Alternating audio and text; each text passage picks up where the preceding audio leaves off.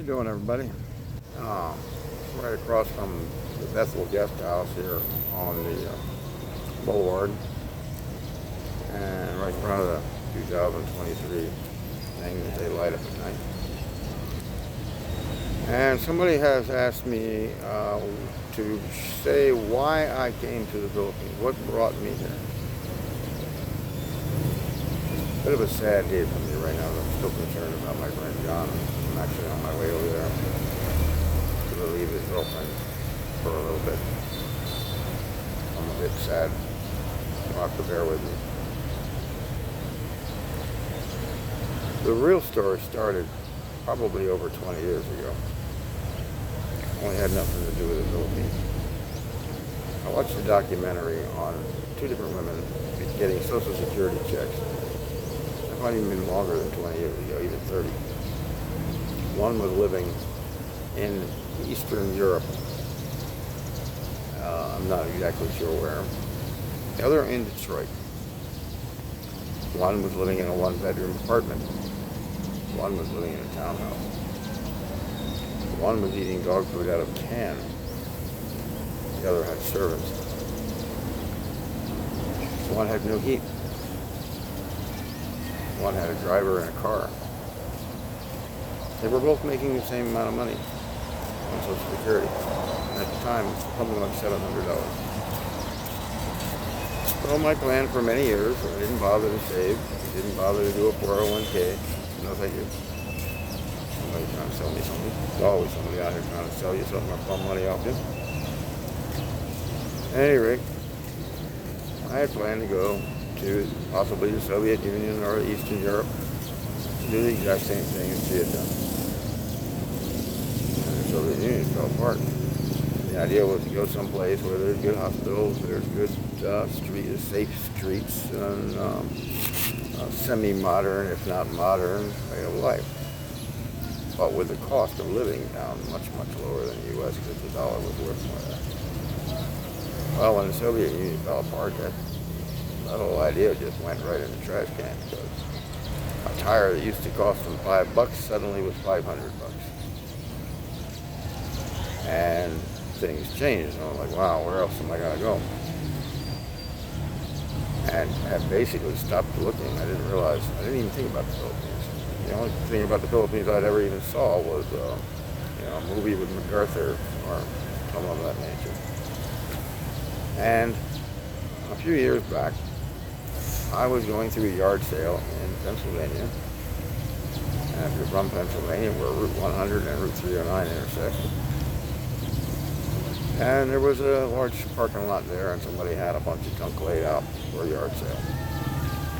I stopped in and I found this rather large knife. And I bought it for $5.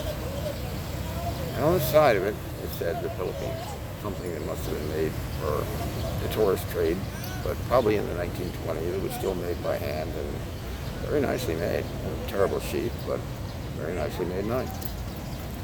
It still didn't make me want to go to the Philippines, but I look back at that now, and it's probably the first thing that made me start to think about the Philippines. And I like that knife so much, I spent $100 off the boats, the ferries leaving out, you can hear the horn, or coming in, I don't know. The terminal's right there. And I spent $100 having a very, very nice sheath made for the thing because it kept stabbing me anytime I carried it around. The tip busted through its original scabbard. And the original scabbard didn't even have a hook on it. It was made for like putting in a sash kind of scabbard. And that was probably a 15-year gap from that point. I've always been attracted to short Asian women, always. When I was a kid, I fell in love with that Oriental actress. I don't remember what her name was. She did the John Wayne movies, or did a movie with John Wayne at least, where he plays the riverboat captain in China. And I've always been attracted to Asian women. But I never thought about coming here. And then one day, walking through a Walmart, I see a tiny little Filipino, and I hit on her. Turns out she's married to an American. But she friended me on Facebook, And said if she, I asked her, well, you got a friend? You want to talk? And she introduced me over time to a woman in Leyte who I had spoken to for 3 years about bringing her to America as a wife. Never even giving a thought about coming here. Mostly because I needed help. I was taking care of my elderly mother. Really needed more help there, and I couldn't leave with my mom. And realizing that over 3 years, I just financially could not afford to bring her here. Or there, excuse me. I keep saying here when I'm not here anymore. Maybe that should be the name of the video. I'm not here anymore. I'm there. I'm over there. Yeah, that's it. I'm not here anymore. I'm over there. I like that. At any rate, after about 3 years, realizing I couldn't bring her, and my mom getting ready to get a hip operation and go into the hospital, and when she came out, she had planned to sell the house that we were living in and move into a retirement home that I could not join her in. I had very little funds and was just about to start collecting Social Security and was sort of on-off working for nothing more than a company that flagged cars on the side of the road, standing there with that stop-flow paddle because I'd had driver's license issues, which, thank goodness, got fixed prior to the, or I couldn't drive here. If you don't have a driver's license there, you can't drive here legally. You need a legal license in the United States, or at least not in a suspended license, to be able to drive here.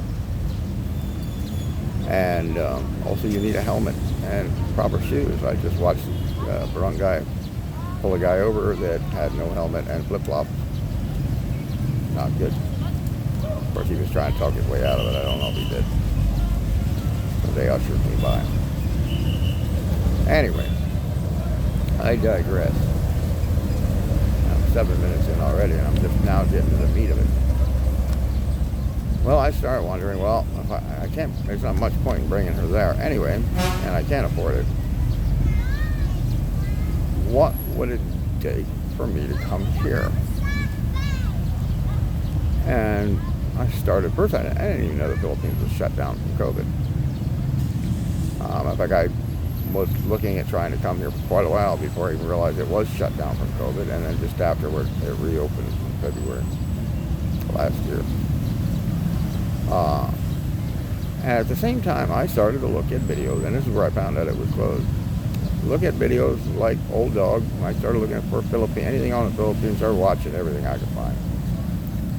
And ran across Old Dog and a P and Every Man Has a Story, and I don't know, all a bunch of them. And I would grab anything, Larry P. walking tours, which were curious. I was curious about just watching, seeing what's there,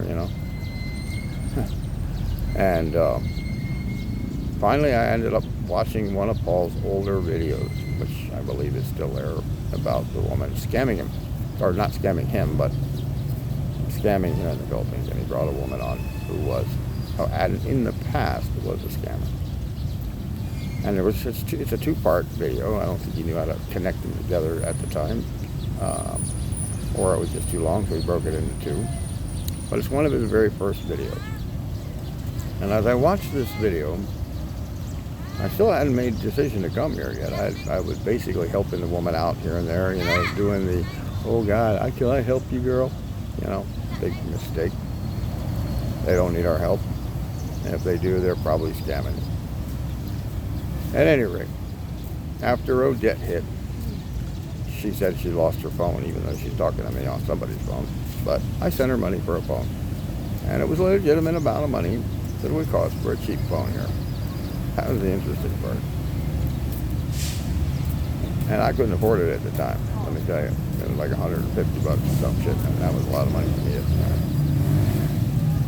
But as I watched Paul's video, I started to notice that everything I was seeing from this woman, the amount of time she gave me on the phone, how always was dark and rainy when I was trying to talk to her,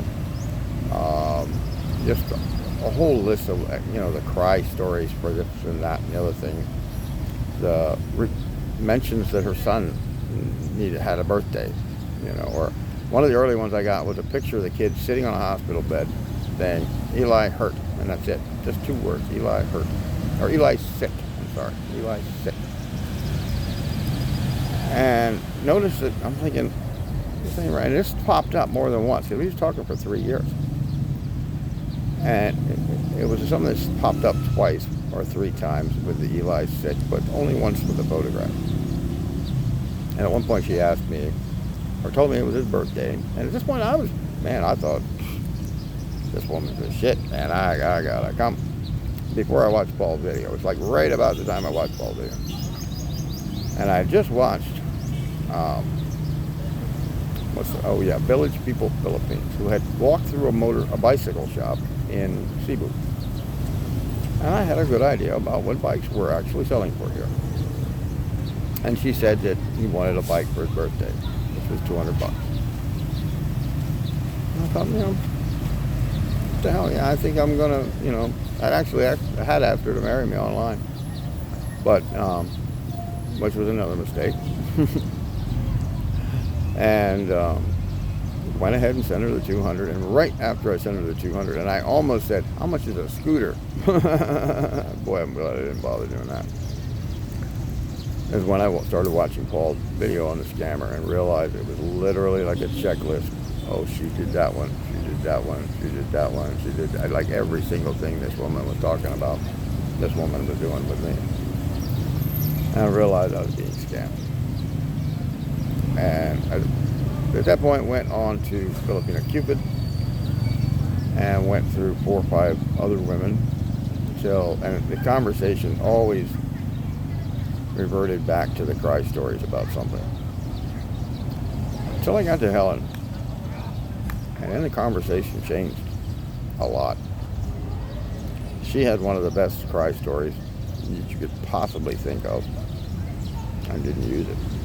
Didn't tell me there was things needed, just there was some problem. And I'll tell you what that is, and I could probably attach the picture to this. She sent me a picture of her daughter with, let me say that out of these other 5 women, one of them works in Dumaguete Air, told me where she works. We went there, she does work there, and she's 20 years older and married. So be aware. Than the pictures I was seeing. And I actually met my face right up to her face, but I was losing weight. I had lost over 100 pounds in the U.S. during this time frame, and my face didn't look the same. And then I had Helen talk to her, and she comes back to her, yeah, she's married. Anyway, I digress again. And others that were like, when I dropped them, because the one girl, when I dropped her because I found Helen, was like, I want an expat boyfriend. And that kind of shows you right there, not it's your money. And it's all about getting that money, nothing else. But when I got to Helen, it was totally different. Like I said, the conversation changed a lot. We were talking for about 30 days. Not only was I getting time from her, scammers won't give you the time. They give you a little bit of time because they're talking to 10, 20, 30 other people. They get $10 here, $5 there. They're doing well here. And I paid this original woman $500 over the course of 3 years. I look at it as a finder's fee for Ellen. I don't even care. And I actually know exactly where her house is. And I'm late there. One of these days I'm going to go over there just to see what I see. I don't give a shit about the 500, but I'm curious what I'll actually see when I go over there. And it's super easy to find. At any rate, when we get this picture from Helen, and it's a picture of her daughter's hand, and right here on her finger, there's a great big cut. Little 5-year-old, or 4.5 years old at the time. Or maybe just over 4. So it was May, and her birthday's in February. And she had just turned 4. And what had happened is she had fallen asleep with a sandwich in her hand, and where they live, right in front of the Dumaguete slaughterhouse, their house is on the driveway entrance to the Dumaguete City slaughterhouse. A big rat came in, this Filipino-style house. Can't keep things like that out with, just a plywood door hanging on some hinges, no proper latches, none of that kind of crap. And it came in there, tried to eat the sandwich, and bit her finger. And she said it was a big rat. At any rate, all I get is, Tricia got bit by a rat on the way to the hospital. Boom, nothing. And right away I was thinking, oh my God, here we go again. But I also had been watching enough of the videos to realize that if you go to the hospital here more than likely you're going to just spend most of the day farting around. Either getting there, getting back, or waiting around for doctors. And it just happened to us the other day. We had a 2 o'clock appointment. We didn't leave that hospital till probably about 8 o'clock at night. And that's where I made the 3 videos the other day. As I couldn't stand sitting on the Philippine torture chairs anymore, and went out to do videos while she was waiting. But instead of getting back, the doctor said we need these shots. Oh, we need these bandages. Oh, we need, which they never ask for money straight out. I'll tell you that, guys. They'll tell you that they need something, they've lost something, they need to find something. The landlord's going to kick me out, but they never say I need money to pay the landlord. I need money to buy things. They want you to volunteer. It's a con. And the best way to con somebody is to make it their own idea. Instead of getting that back, I got the very next text was, we're back from the hospital and everything's fine. And my mouth was like, what? I knew right away something was different. On top of that, with her, literally every conversation with her could last hours, not minutes. Her boss had free Wi-Fi. She's working as a maid and a cook in a house where they had Wi-Fi. Her own boss, wife, is the one that pushed her to go back on Philippine Cupid. And that's actually where she is right now, over at her, at Angie's house. Doing, I think, Angie's hair and cooking some stuff for them. She kind of misses her, I think. But literally over the course of the next, see, that was April through November, talking online on and I had unlimited on my phone. I had a Verizon unlimited phone. And my entire trip across America and everything, we talked all the damn time. There was time I'm driving down the road talking to her on the phone, showing her the mountains in the desert, of all that kind of stuff. And not once in any of those conversations did things fall back towards me wondering about it. And when I got here, she proved herself 10, 15 times over. She's exactly what I expected to find. 10 times more. Why we're getting married next month. So there's that. But that wasn't the motivation for coming here. It was pretty much money and fate that it dropped me here.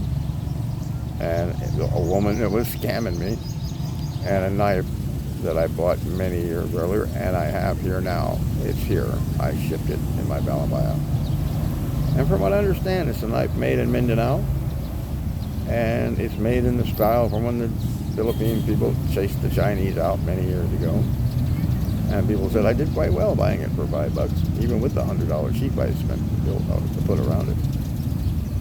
And I keep it by my bed, and some idiot comes in my house in the middle of the night, he's going to be at a rude awakening. But other than that, I can't carry it around. I wish I could. Even in America, I'd probably get shit for some places, although they do let you carry swords now in some places. Like an amendment should allow you that. At any rate, let me see, we are still, 18 minutes is running. And like I said, I'm sitting here just along the boulevard. I didn't know where else to make this video. And I have to go over and sit with John for a while so his girlfriend can get a break and go get her back massage because she's been sleeping on a board for 7 or 8 days. Very wonderful woman. And actually with John, not too long ago, I made the comment of that when it came to the women here committing to a relationship, using the words that they're all in doesn't really, it's not a strong enough statement. He agreed with me completely. What American woman would sit there in a hospital bed, or a hospital, for 6 or 7 days without relief, 24/7, sleeping on a mat about that thick, on a piece of wood, just to take care of him? And they're not even married. She's actually married. She had an abusive relationship and she couldn't remarry. But they were having a wonderful life until John used the crappy helmet, which I gave him grief for. John drove too fast. Don't drive fast here. I did when I first got here. Everybody does. It's almost like you're going to the races every day. It's kind of fun, but it's freaking deadly. And buy a good quality helmet, not one with a face piece that opens, because that's what John had and it crushed. And hopefully John will eventually get out of bed, but I don't think it's looking good. Well, you wanted the truth, you wanted it honest.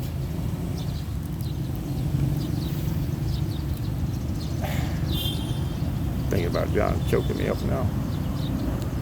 That's it, guys. That's it. Have a good one.